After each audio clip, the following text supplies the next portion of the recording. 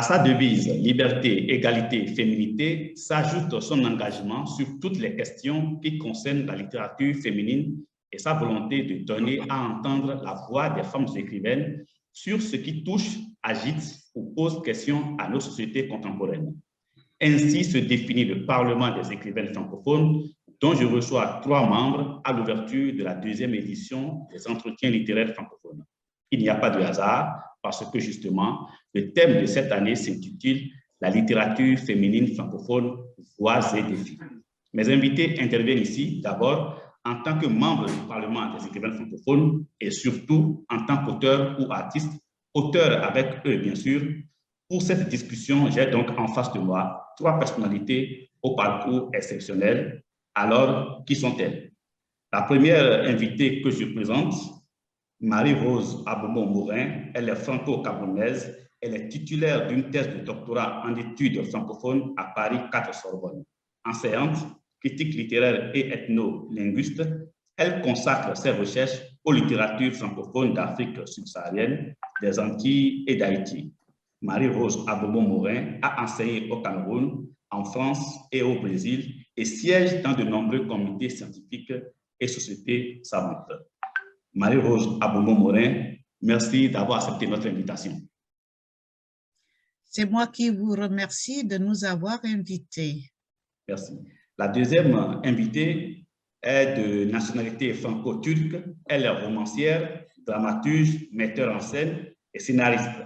Parallèlement à la création de pièces de théâtre, elle écrit des billets d'humeur, des chroniques et des émissions de radio-télévision pour les médias turcs et français. Au regard du nombre de ces pièces mises en scène et traduites dans diverses langues, Sedef Esser a vu son nom entrer dans le dictionnaire universel des créatrices publié par l'UNESCO en 2013. Bienvenue à vous, Sedef Esser.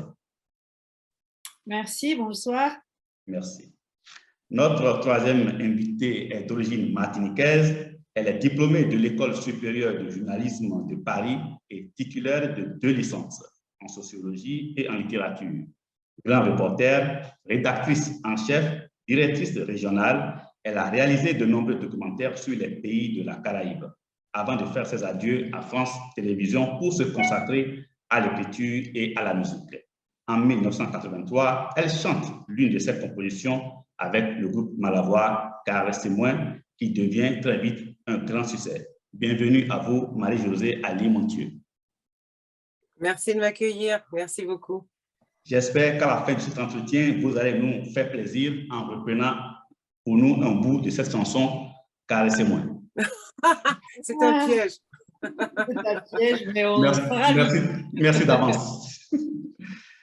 Nous allons maintenant entrer dans le vif du sujet et la première thématique que nous allons aborder, c'est bien sûr, nous allons parler bien sûr du Parlement des écrivaines francophones. Très rapidement, nous allons voir un peu la genèse, très brièvement, de ce Parlement, comment il est né, quels sont ses objectifs et quels sont ses moyens d'action.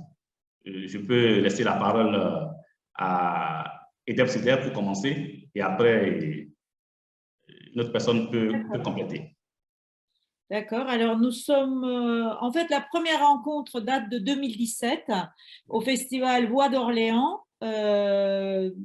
C'est un festival littéraire lors desquels moi j'ai rencontré Fawzia Zouari et quelques temps après elle m'a appelé pour dire voilà, j'ai une idée et nous avons fait donc des réunions avec Leila Slimani, Fawzia Zouari, moi-même et l'Organisation internationale de la francophonie.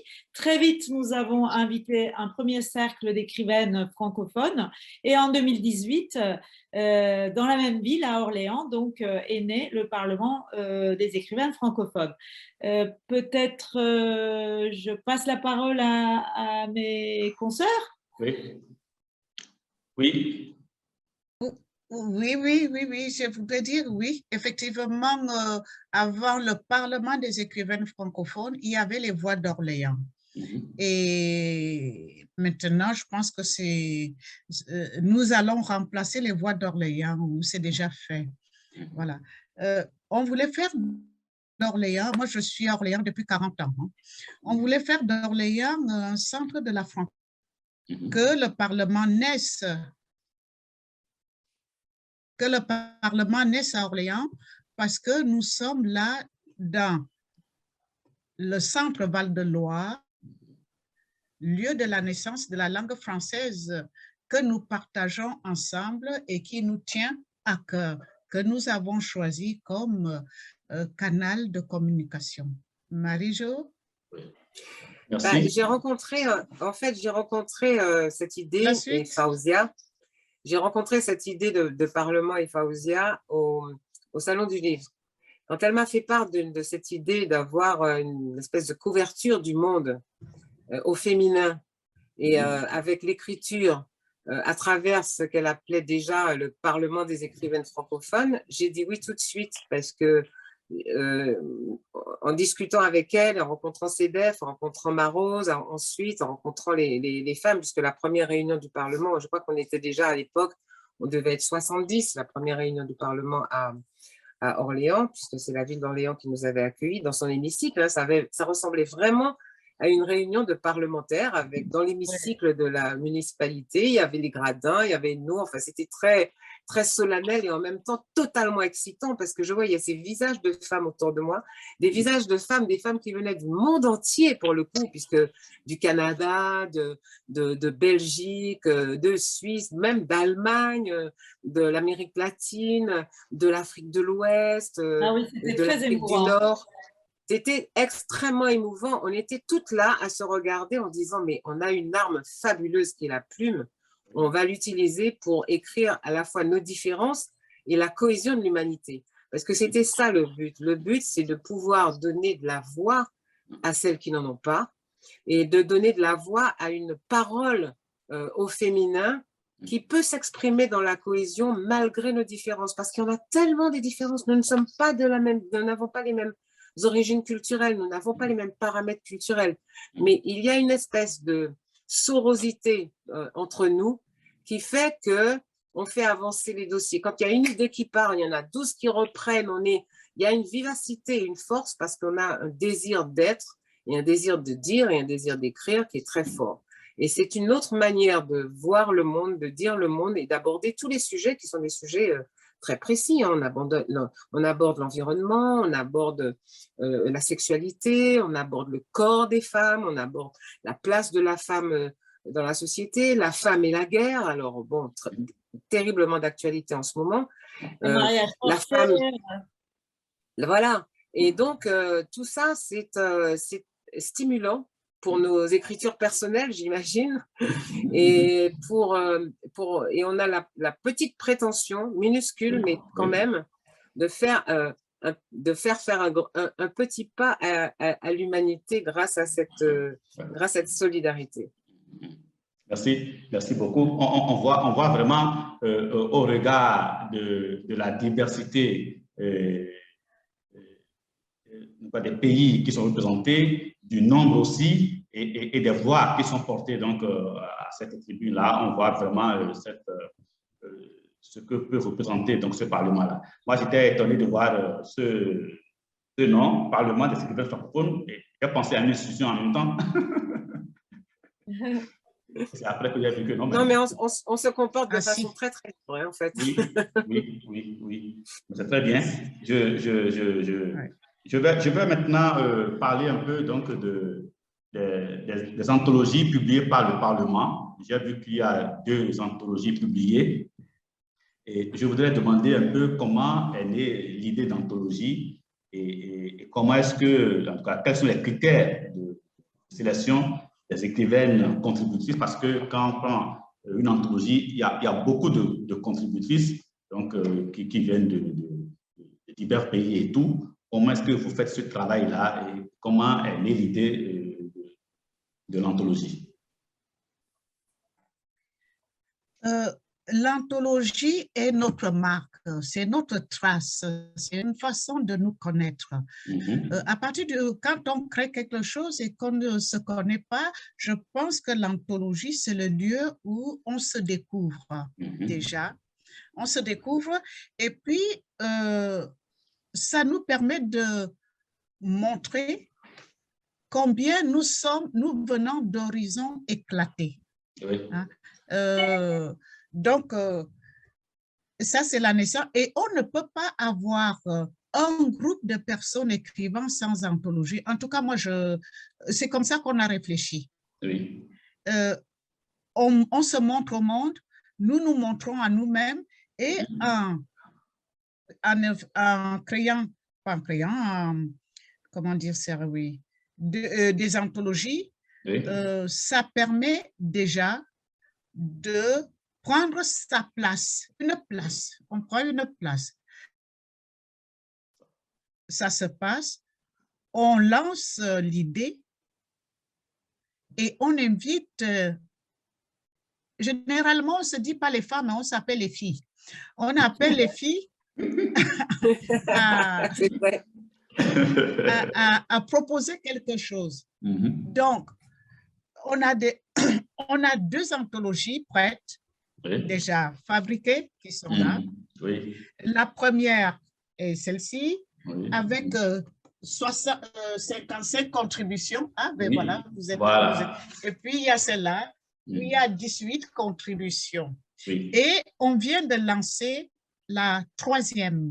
Ah, d'accord. Alors, les 2 premières, dans les 2 premières, il y a surtout des textes écrits par les filles, sans qu'il y ait un ordre ou une thématique précise. Oui. Voilà, c'est ce que j'appelle, moi je les appelle les anthologies des retrouvailles ou des trouvailles. On se retrouve pour une fois. Et la 3e anthologie qu'on vient de lancer est sur une thématique précise, la mer. Ah, d'accord. Voilà. Et là, on commence une série de thèmes. Voilà. La première anthologie date de 2019 et la deuxième de 2021. Voilà. Et la 3e sera de 2023. La mère comme maman, c'est ça, hein? Oui, c'est la maman. Oui. Puisque c'est les filles qui parlent. La maman avec toutes les possibilités. Est-ce que c'est toutes les acceptions qu'on peut avoir? Oui, nous-mêmes, nous sommes mères, ou alors est-ce qu'il y a autour de la mère une autre, est-ce que c'est une mère imaginaire? Est-ce que c'est une mère qu'on se bâtit soi-même? Est-ce que parce que je suis moi-même mère, je regarde mes enfants? Ou alors parce que je suis enfant, je regarde la mère? Bref, autant de déclinaisons qu'on veut. Mais est-ce qu'il y a des activités que vous organisez autour des de filles ou autour des livres de façon générale? Il y a plein d'événements que nous avons créés. Oui. On peut parler des événements si vous voulez, oui. Oui. Alors, nous avons par exemple créé une installation performance à la Biennale d'art de Rabat avec une dizaine de membres du Parlement des écrivains francophones sur le thème de Un instant avant le monde. Nous avons créé un procès des écrivaines au Sénat. C'est un beau procès sous le titre « Les écrivaines sont-elles des femmes dangereuses ?» C'était donc 2 panels composés d'une quinzaine d'auteurs qui jouaient le jeu, avec, comme dans tous les procès, des accusés, des témoins, le corps judiciaire, etc. Et ce procès, nous allons en plus l'enregistrer pour la télévision, mais bon, on n'en sait pas encore, enfin bon, c'est pas encore signé, donc on en parlera plus tard. Nous avons créé un cabaret des écrivaines à notre première rencontre en 2018 et puis qui va être un peu repris la semaine prochaine en Roumanie et puis ensuite à Paris régulièrement dans une galerie d'art. Oui. Nous avons fait une émission, enfin plusieurs émissions de radio, de télé. Nous avons publié des manifestes dans la presse, dans Le Monde, Huffington Post, oui. Libération, Jeune Afrique. Nous avons marrainé un concours lancé par la ville d'Orléans. Là, c'est marrainé par notre membre, donc elle peut en parler, je pense, Marie-Rose. Donc, voilà. Et puis, nous nous déplaçons beaucoup. Et à chaque fois que chacune d'entre nous se déplace pour des rencontres, pour des festivals littéraires, parle du Parlement. Donc, il y a aussi cet aspect-là. Beaucoup d'activités donc autour de ces anthologies et autour du livre de façon générale. nous allons évoluer un peu dans la discussion. Vous pouvez répondre comme vous voulez. Quel regard portez-vous sur l'écriture féminine francophone? Parce que vous êtes francophone, vous êtes des femmes, et voilà, donc vous défendez donc la voix des femmes sur les sujets qui concernent le monde, notre époque et tout. Alors, quel regard vous portez sur cette écriture féminine francophone?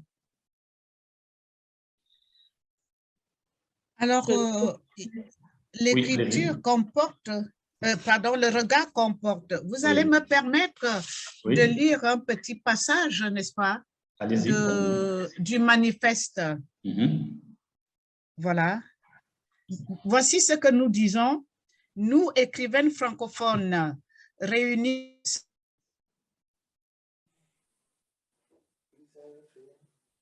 Un petit souci. Il y a un bug, je crois. Hein? Oui, encore un bug. Espérons que ça passe vite.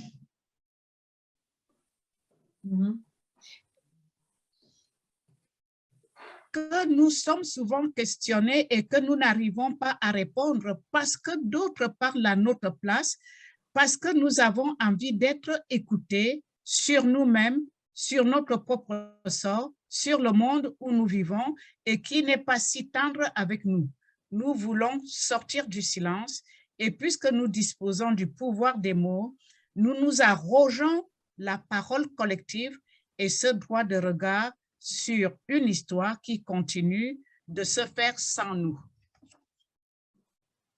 Voilà nos objectifs et le rôle de une partie de ce qu'on a pu écrire. C'est ça. Et c'est votre en tout cas, façon donc de vous exprimer sur les problèmes, les sujets qui concernent notre monde actuel. Et voilà, donc, et c'est aussi votre manière donc, de porter loin cette écriture féminine francophone. Oui. CDF. Oui, que dire, mais je pourrais poser une question quand même à CDF et Serre. Quels sont aujourd'hui les défis de cette écriture féminine? Je ne sais pas si le mot est trop fort, mais forcément, il doit y avoir quand même des défis, des enjeux pour cette écriture féminine. Bien sûr.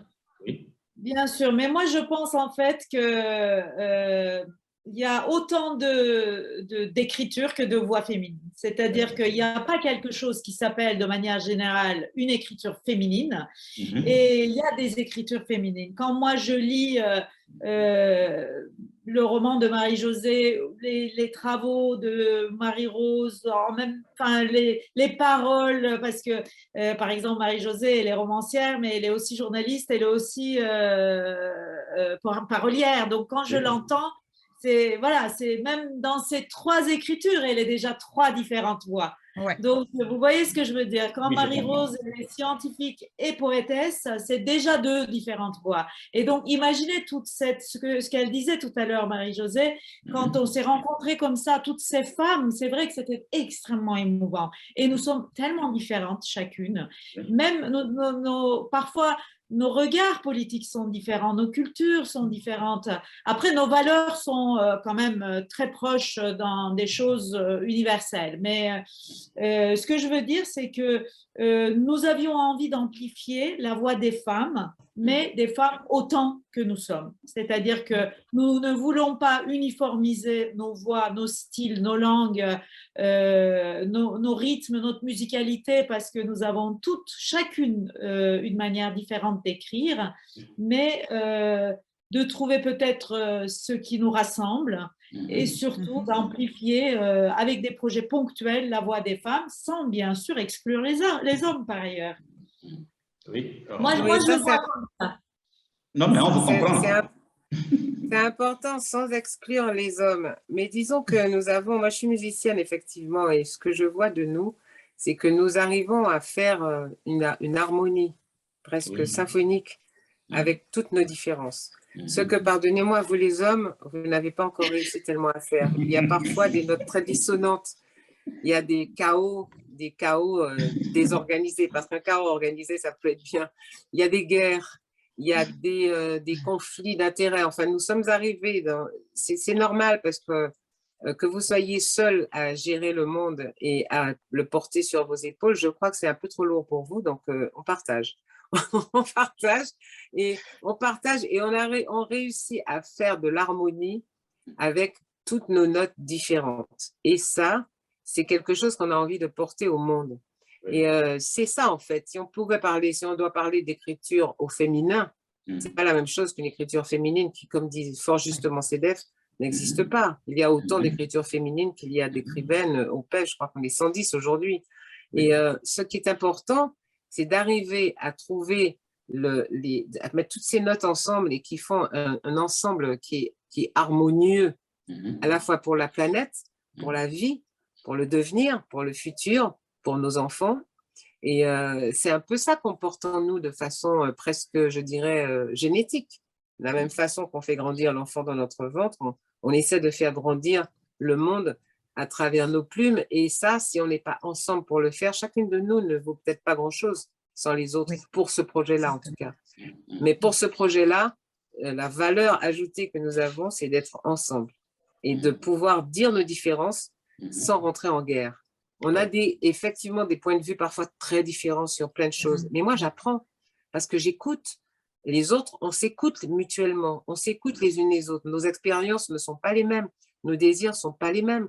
Quand la parole libérée d'une femme au Canada n'est pas la même demande, n'a pas la même urgence que la parole libérée d'une femme au Sénégal, au Cameroun, aux Antilles, en Allemagne, en Belgique.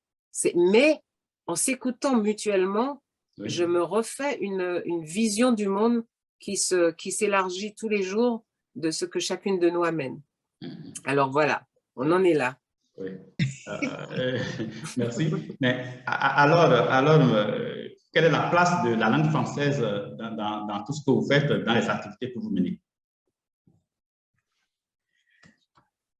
La langue française, c'est d'abord ce qui nous unit, ou disons, qui vient pour moi, qui vient en deuxième posture, après le fait que nous sommes des femmes. Les femmes et la langue française. Nous avons choisi ce canal pour... nous voulons nous arroger la langue française. Pour nous, ce n'est plus la langue du passé, ce n'est plus la langue du colonisateur, ce n'est pas la langue corsetée des, comment dire, des gens de l'Académie française, n'est-ce pas, qui nous oblige à parler d'une certaine façon. Nous voulons, nous approprions la langue et nous la tordons de la manière que nous voulons. L'essentiel, c'est que notre être au monde soit visible.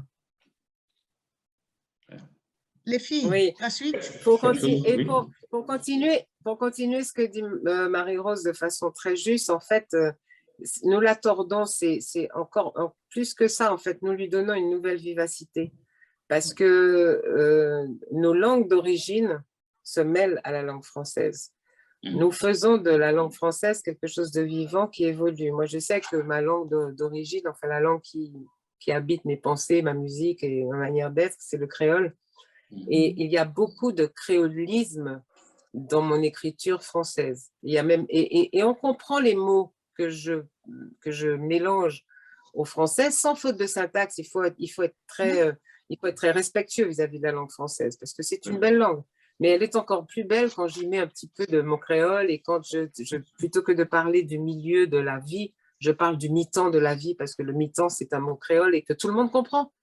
Parce que je l'ai écrit avec, dans un univers où on s'autorise des libertés avec la langue, mais des libertés qui ne blessent pas la langue française, mais qui l'enrichissent.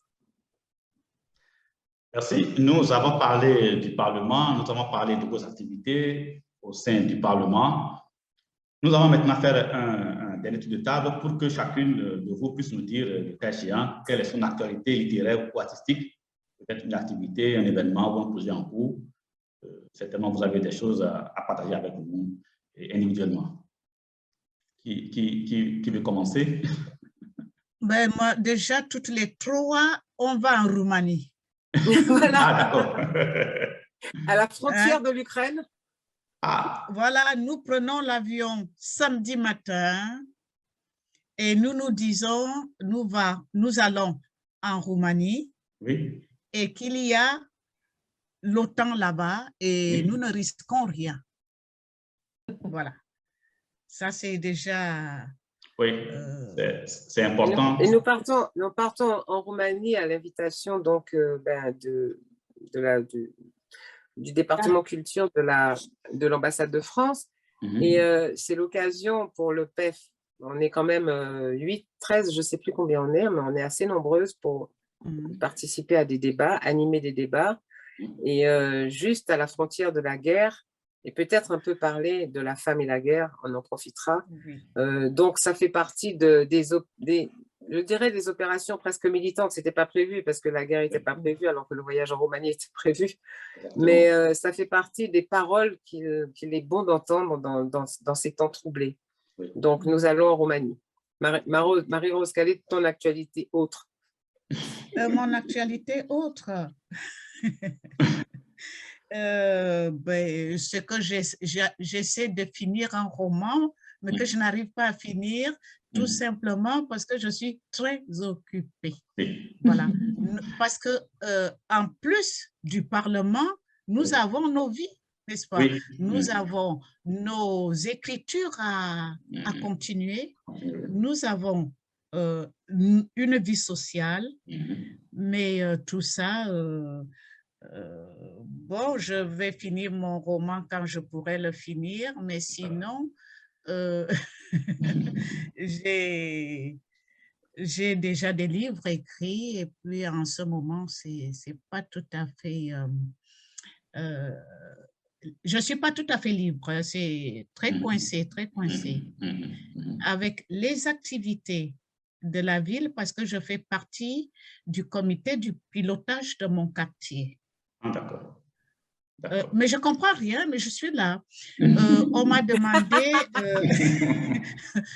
demandé récemment d'être assesseur aux prochaines élections.